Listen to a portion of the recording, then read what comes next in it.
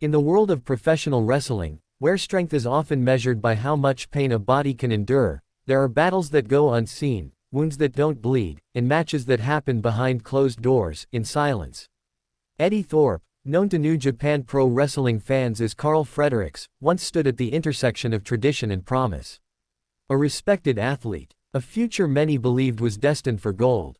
When he signed with WWE in January of 2023, it felt like the next chapter in a story already laced with grit, sacrifice, and quiet brilliance. He came to NXT not as a rookie, but as a man seasoned in the strong style of NJPW. 7 years of grinding through Japan's toughest rings had prepared him for almost anything, except what came next. At NXT, under the watchful eye of Shawn Michaels, Thorpe sought to make his mark.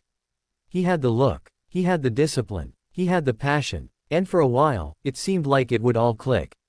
A notable feud with Trick Williams put his name on the map. His matches carried intensity, his promos hinted at depth. But momentum, that fickle flame, began to flicker. And in the stillness behind the camera, a storm was brewing.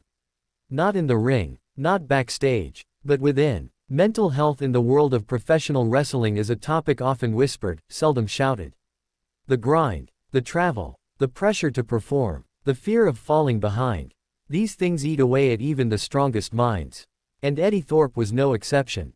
In a raw, painful interview with Wrasslerap, Thorpe opened up. He didn't mince words. I had that breakdown on Thursday night. Those words carried more weight than any suplex or finisher.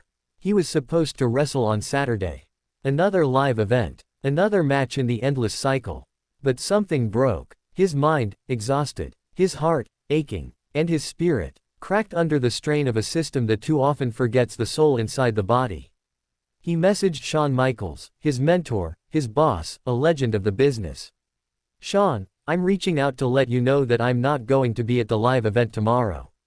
I'm not in a good place to talk about this, but a talk is urgent, and I just can't do it. The text was honest, desperate, a lifeline thrown into the dark. Shawn responded, but the conversation, it didn't happen, not then, not when it mattered most. Thorpe says wellness checks came instead. Trained professionals doing their job, asking questions, ensuring he was safe. But the one voice he needed, Shawn's, remained distant. I really need to talk to Shawn, he said. And I wanted to make sure I had my S*** together before I did it. It was beyond pro wrestling. Because this wasn't about a character arc. It wasn't about a storyline. It was about a man unraveling, hoping someone would catch him before he hit the ground. The next message came on a Wednesday. Shawn Michaels asked, any update on how you're feeling? By then, the silence had taken its toll. The delay, the lack of urgency, it stung. Thorpe replied, I'll feel better once we talk. But even that cry for connection was met with another deferral. It will have to wait till Monday, Shawn said. I have you in the Battle Royal on Tuesday. Will that work? No. It wouldn't. It couldn't. Because Thorpe had reached the limit. Shawn, I want to leave, he said. And just like that, a dream that had once been so full of potential, so rooted in belief, began to fade. Shawn reportedly accepted. The release was set in motion. No dramatic ending. No final segment on television. Just silence. And in that silence, Thorpe began to reflect. Not just on the moment, but on the whole journey. Part of me also thinks that Shawn wasn't going to talk about me. It wasn't bitterness. It was heartbreak. Because Thorpe wasn't asking for spotlight, he was asking to be seen. As a person, as someone struggling, as someone hurting. The irony. Their on-screen dynamic hinted at tension. In a storyline aired in December 2024, Thorpe confronted Shawn Michaels physically. The angle was intense. The fans buzzed. But off-camera, the real confrontation, the one Thorpe needed, never truly happened. Professional wrestling has always blurred lines between fiction and reality. But this wasn't a blurred line. This was a clear cry for help that went unanswered for too long.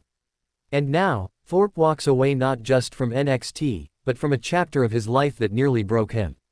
He walks away with wounds that may never fully heal. He walks away with questions that may never be answered. But he walks away with courage.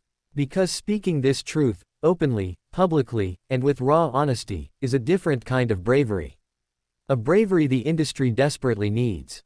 Because for every fan who cheers, there's a wrestler who aches. For every storyline that trends, there's a performer silently unraveling backstage. And for every title chase, there's a mental health battle being fought in the dark. Eddy Thorpe is no longer a WWE superstar. But he is a voice. A voice for those who feel unseen in a world that thrives on visibility. A voice for those who have stood in locker rooms with smiles on their faces and chaos in their hearts. A voice that says, we are human first. And maybe, just maybe, the business will listen.